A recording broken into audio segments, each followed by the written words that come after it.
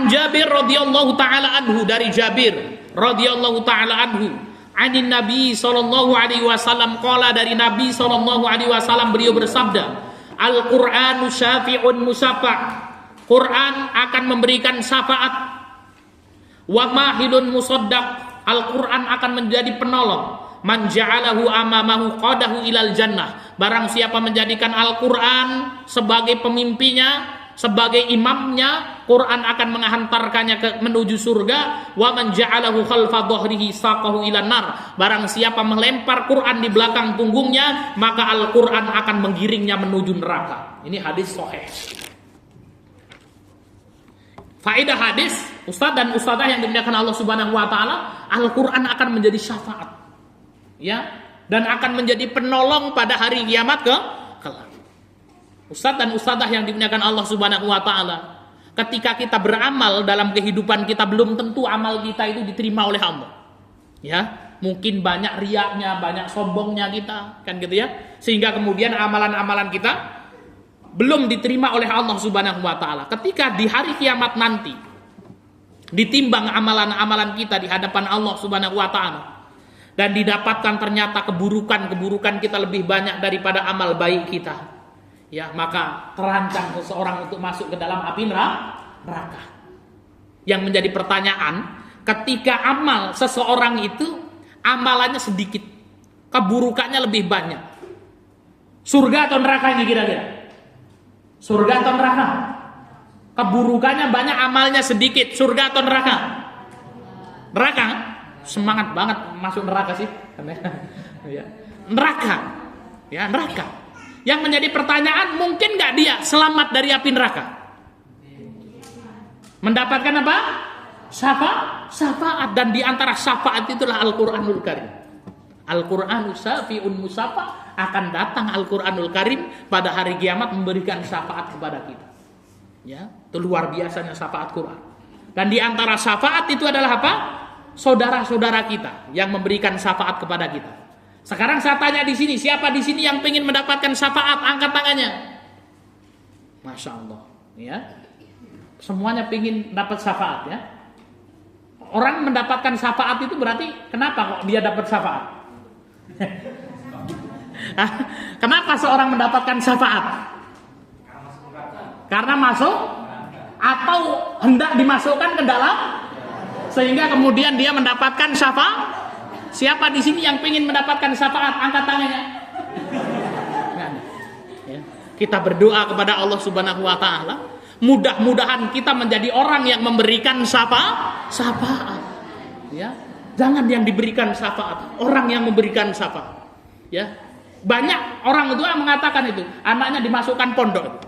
Ya, kita wawancara, "Pak, kenapa anaknya dimasukkan pondok tahfidz?" "Pak Ustaz, kita berharap supaya besok kita mendapatkan syafaat dari anak saya ini, Pak Ustaz." Nah, saya bilang, "Pak, ya, kalau mendapatkan syafaat itu masuk neraka dulu, Pak, itu dapat syafaat kan. Syafaat itu kan pertolongan, kan gitu ya. Ada namanya syafaat pertolongan, orang yang mendapatkan syafaat. Itu namanya apa? Masfu. Orang yang mendapatkan syafaat. Ada syafi, orang yang memberikan syafaat. Kenapa orang diberikan syafaat itu tadi? Kan gitu ya. Ya karena kemudian apa? Dia butuh pertolongan, ya. Ya, maka kemudian apa? Kalau orang dia pengen mendapatkan syafaat, gitu ya, berarti antara dua itu sudah dimasukkan ke dalam neraka atau hendak masuk ke dalam neraka, kemudian dia meminta syafaat pertolongan. Ya, maka bagaimana? Ya, kalau kita punya anak, kamu harus menjadi penghafal Quran supaya bisa memberikan syafaat bagi bapak. Jangan, kita sama-sama memberikan syafaat. Berikan aja sama yang lain, kan ya, syafaatnya, ya. Baik, Bapak Ibu yang dimuliakan Allah Subhanahu wa taala, pertolongan tentang syafaat. Ya, tapi tetap kita juga berharap karena kita juga nggak tahu. Yo, kalau kita jadi syafi kan gitu ya, sombong-sombong kita, kita nggak butuh syafaat dari orang lain, ternyata mau masuk neraka pula gitu. Nah, untuk bilang kan. Ya, maka kemudian apa? Kita berdoa kepada Allah, mudah-mudahan kita menjadi syafi, orang yang memberikan syafaat. Kalau seandainya itu tidak terjadi, maka kita minta syafaat, ya. Itu yang benar. Karena Imam Syafi'i pun juga berharap syafaat, ya. Uhibbus solihina walastu minhum, kata Imam Syafi'i. Aku senang berkumpul dengan orang-orang soleh. Ya, hari ini Masya Allah saya bisa berkumpul dengan orang yang soleh, solihah seperti antum sekalian. Senang. Walastu minhum, padahal diriku bukanlah orang yang soleh, kata Imam Syafi'i. Coba bayangkan, Imam Syafi'i soleh atau tidak? Soleh, tapi mengatakan walastu minhum, padahal aku bukan orang soleh. Ya.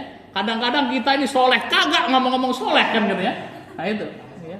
Anaknya soleh kan gitu ya. Walastu minhum, padahal aku bukan termasuk orang yang baik, kata Imam Syafi'i. Asa'an ana bihimus syafa'ah, aku berharap kalau kenal dengan orang-orang yang soleh itu, kelak pada hari kiamat mendapatkan syafaat dari mereka. Masya Allah. Ya. Maka pondok pesantren As-Saqif ini kebaikan yang sangat banyak. Berkumpul kita di sini orang-orang yang soleh dan solehah. Amin ya rabbal alamin. Baik ustaz dan ustazah yang dimuliakan Allah Subhanahu wa taala.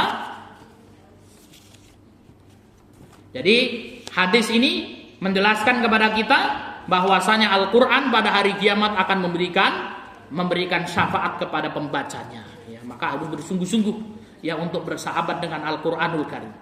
Syekh Utsaimin rahimahullah dalam kitabnya Syarah Riyadhus Shalihin ya menyebutkan ya tentang khairukum man ta'allamal Qur'an wa 'allamahu, atau yang termasuk dengan ahlul Qur'an. Siapa itu ahlul Qur'an? Yang pertama orang yang belajar Al-Qur'an. Ini ahlul Qur'an, orang yang belajar Qur'an. Yang kedua orang yang mengajarkan Al-Qur'an. Yang ketiga orang tua yang mengarahkan anak-anaknya untuk belajar Qur'an. Luar biasa. Ya, orang tua yang mengarahkan anaknya untuk belajar Quran. Yang keempat, donatur yang menyumbang hartanya, pemikirannya untuk lembaga-lembaga pendidikan Al-Quran. Ya.